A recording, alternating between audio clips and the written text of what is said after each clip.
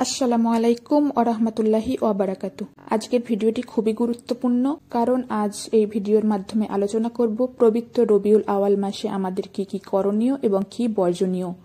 অনেকেই এই বিষয়গুলি জানেন না, আবার অনেকেই সঠিক বিষয়টি জানলেও মানতে চান না। ভিডিওটি সম্পূর্ণ দেখবেন, সকলেরই জানা প্রয়োজন। আসুন আমরা সকলেই সঠিক বিষয়টি জানার চেষ্টা করি, কোনো বানোয়াট বা বিদাত নয়।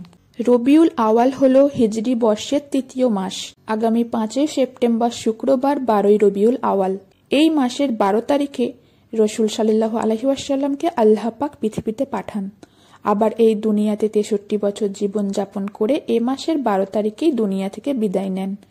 যদিও এই তারিখটি নিয়ে মতপার্থক্য আছে, তবে এটা নিশ্চিত রসুল সাল্লাল্লাহু আলাইহি ওয়াসাল্লাম এই রবিউল আওয়াল মাসেই পৃথিবীতে এসেছিলেন এবং এই রবিউল আওয়াল মাসেই তিনি পৃথিবী থেকে বিদায় নিয়েছেন। অনেকেই জানতে চান এ মাসে কি কি আমল রয়েছে।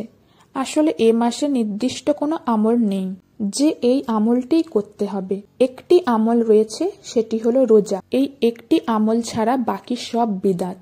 বিদাত অর্থ নতুন সৃষ্টি বা নব উদ্ভাবন। ইসলামী পরিভাষায় এটি এমন একটি বিষয় যা রাসূল সাল্লাল্লাহু আলাইহি ওয়াসাল্লাম এবং তার সাহাবীদের যুগে ছিল না। দিনের মধ্যে নতুন কোনো কাজ বা বিশ্বাস প্রবর্তন করা আল্লাহর রাসূল সাল্লাল্লাহু আলাইহি ওয়াসাল্লামের শিক্ষা বা নির্দেশনার বাইরে। রাসূল সাল্লাল্লাহু আলাইহি ওয়াসাল্লাম রোজা রাখতেন জন্মের বার হিসেবে, তারিখ হিসেবে নয়। রাসূল সাল্লাল্লাহু আলাইহি ওয়াসাল্লামের জন্মদিন ছিল সোমবার।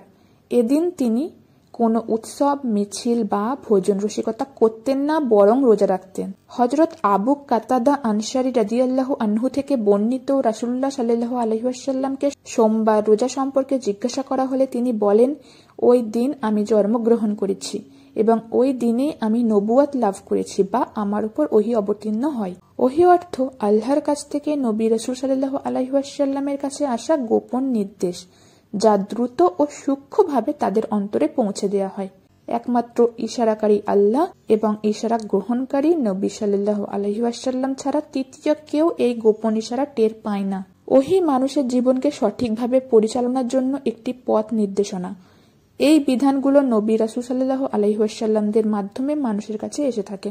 হযরত আবু যর গিফারি রাদিয়াল্লাহু আনহু থেকে বর্ণিত, রাসূলুল্লাহ সাল্লাল্লাহু আলাইহি ওয়াসাল্লাম বলেছিলেন, হে আবু যর, প্রতি মাসে নফল রোজা রাখতে চাইলে 13, 14, 15 আইয়ামে বীজের এই 3টি নফল রোজা রাখবে।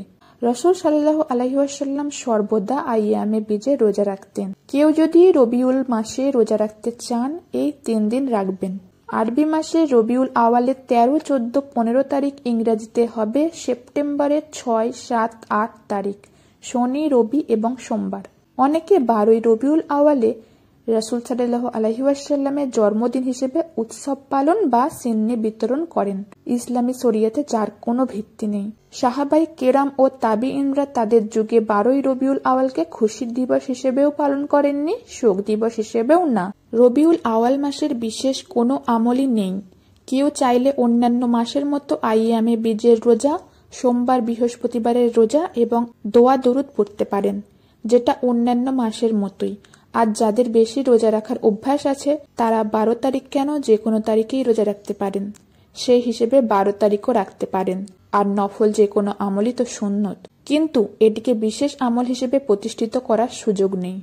আল্লাহ আমাদের সকল প্রকার শরীয়ত বহির্ভূত রসম রেওয়াজ থেকে হেফাজত করুন, সুন্নতের অনুসারী হওয়ার তৌফিক দান করুন, আমিন। ভিডিওটি এখানে শেষ করছি। পরবর্তী ভিডিও দেখার জন্য ইন্সপিরেশন অফ ইসলামিক দিন চ্যানেলটির সাথে যুক্ত থাকবেন এবং ভিডিওটি বন্ধুদের সাথে শেয়ার করবেন। আসসালামু আলাইকুম ওয়া রাহমাতুল্লাহি ওয়া বারাকাতুহু।